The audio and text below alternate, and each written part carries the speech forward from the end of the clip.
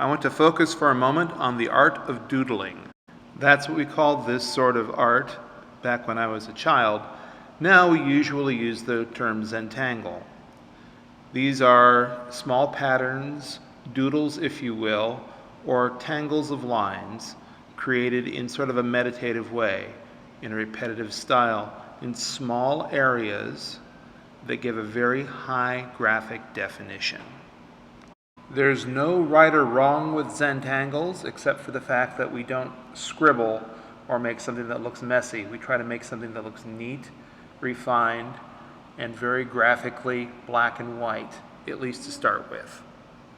We can find an endless supply of examples online, but really the only way to sort of get into it is to make some repetitive forms and try it yourself. And the more you do, the better you get, and you'll find that there are different patterns that you become more and more comfortable with.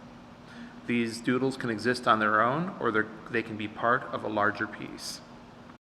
So what I am going to supply here is a framework to work within that you can use to practice Zentangles so that you can make your own artwork, give that graphic pop that the black and white contrast and patterns create. So in this case, the framework will be a hand. You've probably done this, in kindergarten and any other time in your early grades. We're going to do it again. I'm tracing my hand here. I have my fingers all spread, and it gives me a nice silhouette to work within. So going around the edges, I am then going to use a pen and darken this line. I am then going to start my Zentangle. I'm going to use pen, but if you feel more comfortable, you can do it in pencil and then go over it in pen as well. That works very well for most pen and ink. In this case, I picked a contour edge of my little finger, and I'm just repeating it over and over again to make my first pattern here. Little by little, I'm moving that pen over the surface. I'm trying not to scribble or cross my lines at this point. I want them to be nice and neat and even, and you can see that I'm doing this one line, one piece at a time. And once I fill the small area with one type of line, I'm then going to go back and I'm going to pick a different pattern. In this case, little circles right next to each other. So I'm building up another textured pattern next to the first one that I made. Now, even though I speed up the video through this, keep in mind that this is a slow, methodic pattern that I'm doing over and over again. And while I'm doing it, I might change the pattern a little bit. That's gradation, and that's one of our principles. But as I go through, I'm just going to do small areas with each pattern, and I'm going to keep varying my styles and trying to give curves where I think curves work well, and straighter lines where I think straighter lines will work well, and just making different types of patterns. I'll use at least 10 or 12 patterns, maybe even more throughout this, and you should too. If you're ever at a loss for a pattern that you might make or some sort of line design, Google Zentangles and look at some of the examples. That's the only way you're going to come up with sort of a Zentangle vocabulary of different things that you might want to and be able to do in this sort of situation. Some are simpler, some are more complex, but just keep looking at different examples and you will find that there are many, many out there.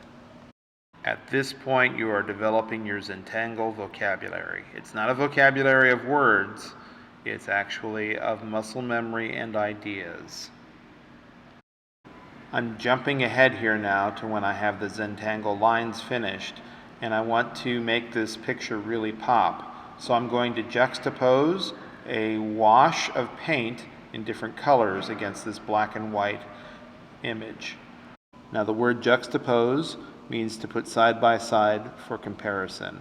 And in this case, I'm going to put a paint wash in the background, and I'm going to blend the colors harmoniously with colors next to each other on the color wheel, and it's going to give me sort of a rainbow effect against this black and white stark hand, and it's going to make the hand really pop, and it's going to make the background really pop too by putting those two next to each other.